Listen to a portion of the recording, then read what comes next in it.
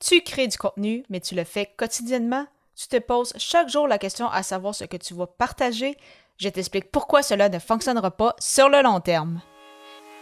Les médias sociaux en affaires est ton rendez-vous hebdomadaire pour en connaître davantage sur les différents réseaux sociaux et les plateformes de création de contenu dans un contexte d'affaires.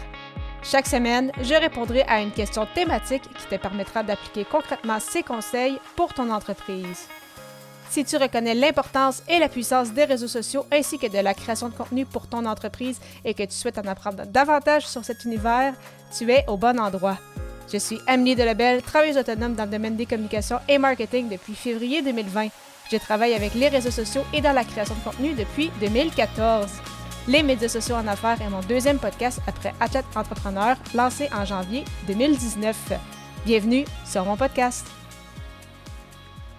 Salut et bienvenue sur les médias sociaux en affaires, épisode 264, alors qu'aujourd'hui je réponds à la question « Pourquoi créer du contenu au jour le jour est une mauvaise idée? » Tout d'abord, je tenais à dire que c'est super si tu crées du contenu, peu importe la fréquence.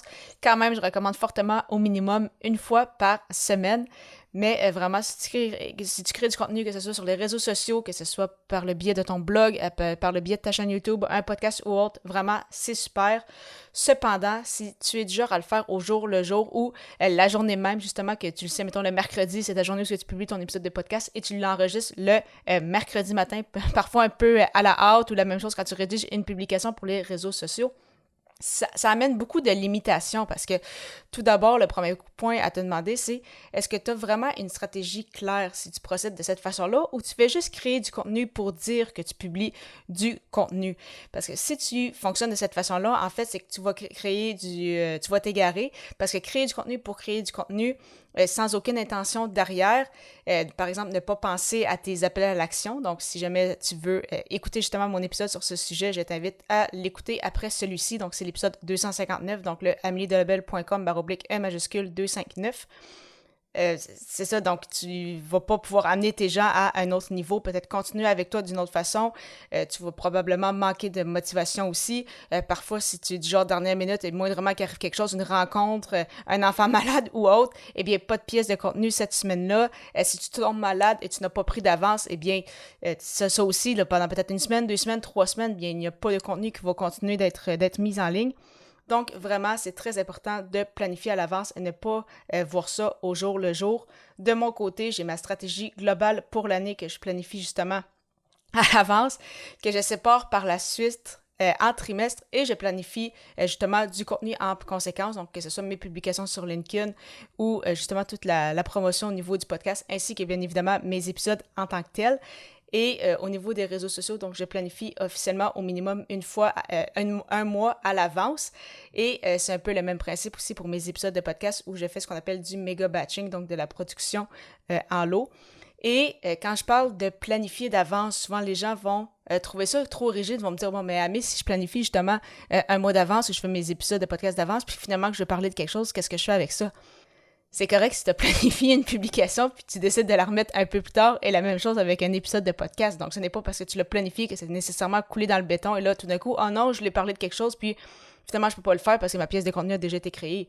Pas du tout. Planifier à l'avance et d'établir une stratégie, ça va te permettre justement d'avoir une idée claire, de savoir de quoi tu dois parler, quels sont tes objectifs, où est-ce que tu veux amener les gens. Et de temps à autre, si jamais tu as des idées justement qui viennent auxquelles tu n'avais pas pensé ou tu te dis hey, finalement, il y a telle chose qui s'est passée, je vais absolument parler ou que ce soit dans un épisode de podcast, un article de blog ou autre, c'est vraiment super. Donc, faut pas penser que parce que tu planifies à l'avance, ça fait en sorte que tu deviens ultra rigide. Mais au contraire, c'est que ça va te permettre d'avoir une certaine orientation et tu vas savoir pourquoi tu fais telle pièce de contenu au lieu de juste, c'est ça, créer du contenu pour créer du contenu. Et c'est pourquoi, justement, je dis souvent que la constance est la clé, parce que, justement, si tu ne fais pas de méga batching, si tu ne planifies pas à l'avance, c'est facile de perdre du temps ou de perdre, justement, des moments pour créer du contenu. Il y a des choses qui arrivent, on le sait, la vie est remplie de surprises.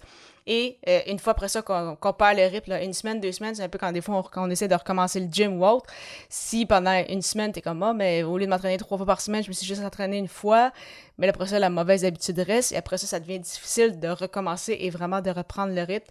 Donc, vraiment important de commencer avec une fréquence qui te convient et justement de garder cette fréquence-là et pour cela, vraiment de prendre du temps dans ton horaire pour créer ton contenu à l'avance basé sur la stratégie que tu vas avoir bien évidemment faite au préalable. Et c'est correct aussi justement de mettre dans ton calendrier, par exemple, que tu as un événement et tu vas en parler dans ton podcast et tu vas en parler, c'est ça, sur les réseaux sociaux. C'est tout à fait correct de juste au moins marquer ton idée en disant, bon, mais par exemple, mon événement c'est le mardi, bon, mais le jeudi, je vais en parler. C'est pas obligé que tout soit nécessairement rédigé à la lettre avec le visuel vraiment à l'avance, mais au moins d'avoir une idée justement de ce qui s'en vient. Ça va vraiment être incroyable et c'est fou aussi la pression que tu dois te mettre si tu es du genre à créer du contenu à chaque jour parce que j'essaie de me mettre avec ça dans la tête en disant bon, mais OK, aujourd'hui, lundi matin, je dois publier un épisode de podcast. Si je devais créer après ça, pondre un épisode pour le mettre en ligne tôt le matin, pour vrai, de mon côté, ça me stresserait quand même un peu. Parce que là, tu te dis, il faut absolument que je crée du contenu, je sais pas où est-ce que je m'en vais, de quoi que je pourrais parler, puis là, tu prends peut-être un peu trop n'importe quelle idée qui passe, puis tu crées le contenu que ça va créer, mais c'est ça, tu n'auras pas d'intention derrière. Donc, vraiment important de planifier à l'avance et c'est fou la pression que ça va t'enlever aussi de savoir que, OK, bon, mais je sais c'est quoi mes épisodes pour ce mois-ci, je sais c'est quoi mes publications sur LinkedIn, j'en ai planifié, il y en a qu'il faut que je travaille parce que, justement, c'est pour parler d'un tel événement ou autre, mais au moins, mes idées sont là, ils ont une intention derrière, je sais pourquoi je le fais, je sais c'est quoi mes objectifs. Vraiment, c'est fou à quel point que ça va te libérer et te faire du bien. Et vraiment, je le répète, mais pour que cela se passe, vraiment important de prendre rendez-vous avec toi-même pour créer du contenu au préalable, comme je le mentionne, pour bâtir ta stratégie, savoir quels sont tes objectifs, à qui tu t'adresses, où est-ce que tu t'envoies avec tout ça, savoir quels vont être tes appels à l'action.